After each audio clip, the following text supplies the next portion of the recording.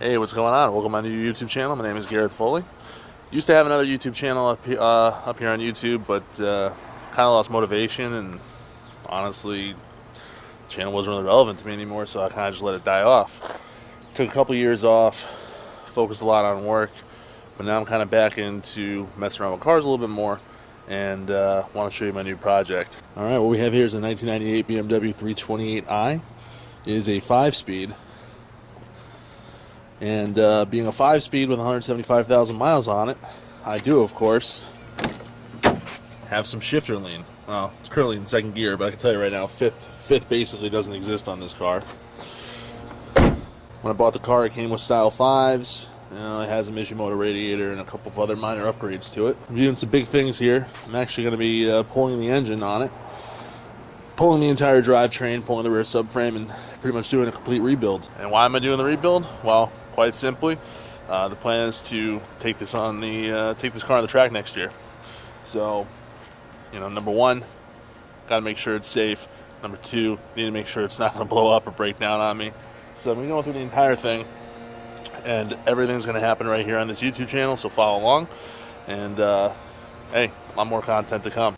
Also, I realized I didn't really talk about the car a whole lot. When I first bought it, there were some problems with it, and anytime you buy a car with it's 20 years old and has 170,000 miles on it, there are going to be problems. There are also a bunch of broken suspension bolts and things like that, so I had to replace the left trailing arm and left axle. The reason why I had to replace the left axle is it was seized in the hub, and I could have probably bought a 20-ton puller or something like that to get it out, but that would have actually cost more than it would have just been to buy the trailing arm and the axle. And the reason why I had to buy the trailing arm was because the lower shock mount bolt had been over torqued, and it just sheared right off.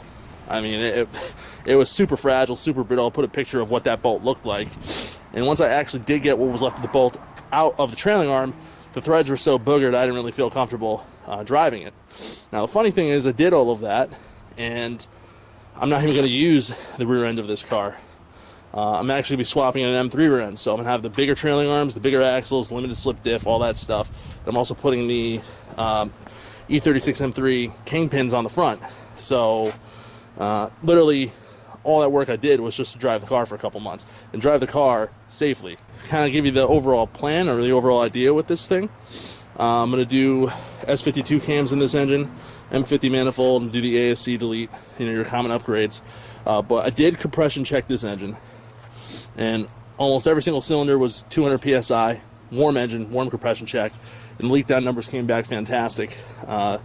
No more than a 15% leak in any cylinder, and you can have up to a 40% leak, and that's deemed acceptable. So that engine with 175,000 miles is super strong, and I'm very happy about that.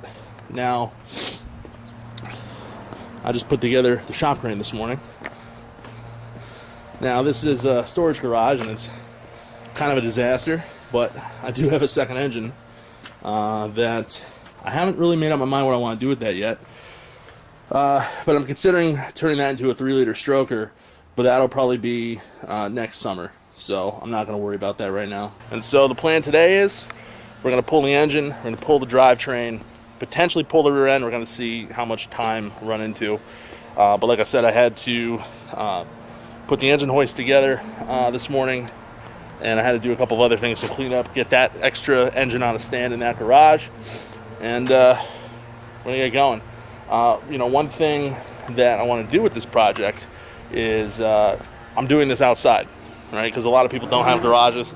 I could have worked on this at work in a garage, but honestly, I thought it would be a lot more relatable if I just did the work in the hardest way possible.